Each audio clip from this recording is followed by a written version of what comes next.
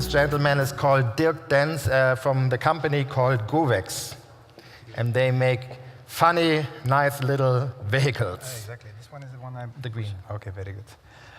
Okay, good morning, everybody. I think it's very important to be here, as he said. Actually, I don't like the word startup, Jan, because we've been there since 2009. So I would consider us a small growing company. And I think it's the living proof we want to be of being a, let's say, a company that has been supported by Gimv as a major investor. And we're actually trying to sort of be part of the solution. And I think this is a very good sort of like triangle where we see the role of the investor, where we see actually what Fabienne has been saying about the mobility solutions being changing dramatically. But first of all, I would like to say, well, what is Govecs? What does Govecs stand for? We actually are a German company that has the headquarters in Munich, and we produce in Europe, in Wroclaw, in Poland. We produce in Europe for Europe. As also Robert has said, we are also looking, of course, at other opportunities, other projects outside of Europe, and this is also very important in our strategy. Now, just to, I mean, many of you will have seen also the product outside. There is even a potential also to drive the electric scooter. I think it's a very fun and a nice thing to do because people are not used to an electric scooter and actually the fact of not having the noise and all. I think this is a key thing which I will come back to. We have an S-series and we have a, let's say, a product also with an exchangeable battery, because there are a lot of things that are like hurdles with the electric vehicles, namely the range, the autonomy, and so on. So that's something which helps us to overcome those hurdles. Also, we have to look at it from the B2B and the B2C side. So B2B also, we have got potential, let's say, cargo scooters that will help you to bring, let's say, goods, even pizzas, documents from point A to B, because we see a lot of potential there in many of the capitals around Europe and even in the world. Now, coming actually back to the major theme, why do we want electric mobility? We want to sort of look at that. We want to see how the roadmap is to, also coming back to one of the points of Fabienne, where she said, where do you see the profitability? You see them in economies of scale. You need the volume there. I think it's very important. Another aspect that actually has been pitched by Fabienne is the changing mobility aspect. I'll give a word on that as well, and some examples of the sharing of what the B2B aspect is going to bring it to us in the future.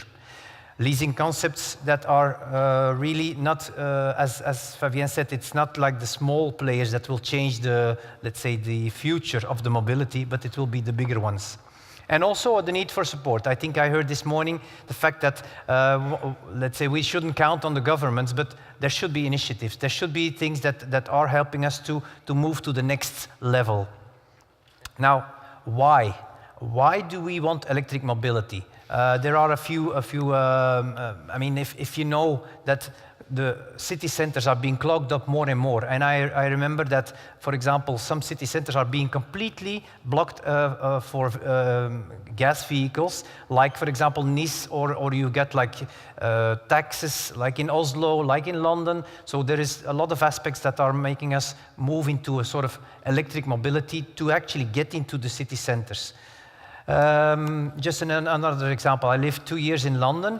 The average speed of a vehicle in London is 9 kilometers an hour. So let's say in a few years' time, there might be somebody with a walking stick actually moving faster than your car. So I think this is something we really need to think about, and it's really getting us into a lot of stress to move from point A to B, and also very costly. There's a need for easy, quick transport, people and goods, and the economic loss due to, let's say, waste of time, due to, let's say, the higher fuel consumption because of being clogged up in a city center is enormous. Rising fuel costs, I don't have to explain to you. I've seen, let's say a few months ago, €2 for 1 liter of gasoline in Italy. I mean, it's really scary. So how to introduce electric scooters. You have to overcome a few hurdles, and I think exactly coming back to Fabienne's point, you have to bring it into the streets in volume to make sure that also your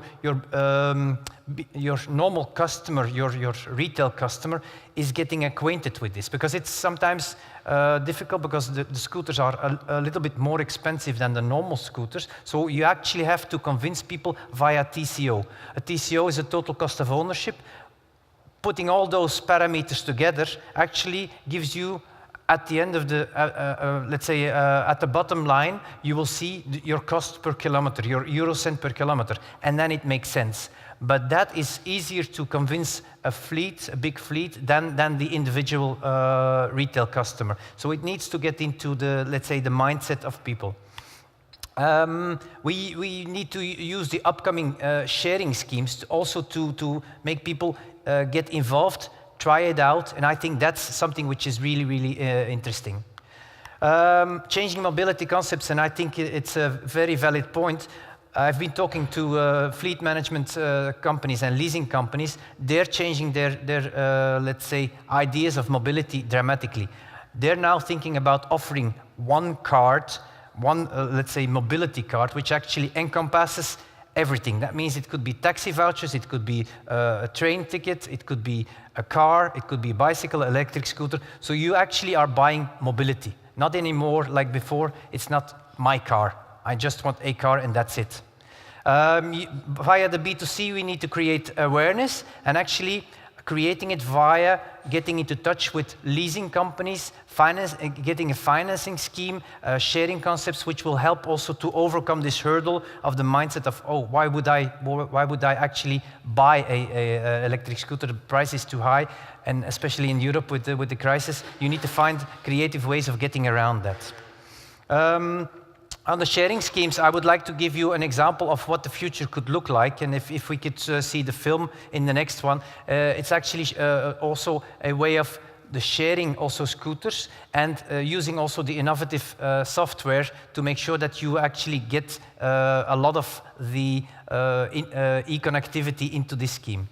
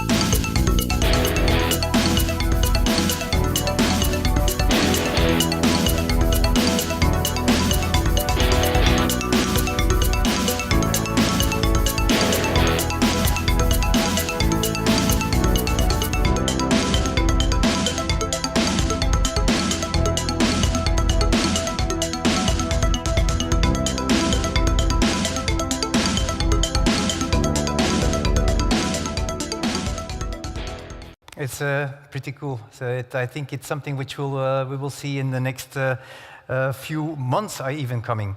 I think I still have like 12 seconds. I'll speak very quickly. The infrastructure is actually what I wanted to really make sure that there is an infrastructure need. I think with the electric scooters, you got the two advantages. First of all, you can actually plug it into a normal socket, so I think you will find ways of charging. You have an exchangeable battery, and also the parking need, like for electric cars, is not so dramatic as let's say, with scooters than for cars. So I think also the government needs to lead by examples, and there are a lot of initiatives, even like in Holland, fuel stations, big fuel companies offering now charging, and actually it's a really good way of getting into another revenue stream. And I think that's more or less it, and I'd like to share a few nice pictures just taken in Porto. And thank you very much. I hope we can share a lot of scooters in the future.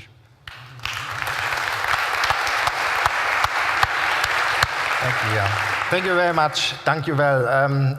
Did you actually mention that you have 2 scooters here and people can test drive? Absolutely, absolutely. Yeah? We're The very weather happy. may not be the best one, but it may be It's get better. better than in Bayern, because there I think you would need like a submarine scooter at the moment. Submarine scooter, okay. They call it climate change, right? Exactly, exactly. Global warming, I don't know. Do you what have it a is. question for Dirk? Okay, then maybe you test drive the scooters. Absolutely. Thank you Okay. very much. Thank you. Okay. Yeah, I got it.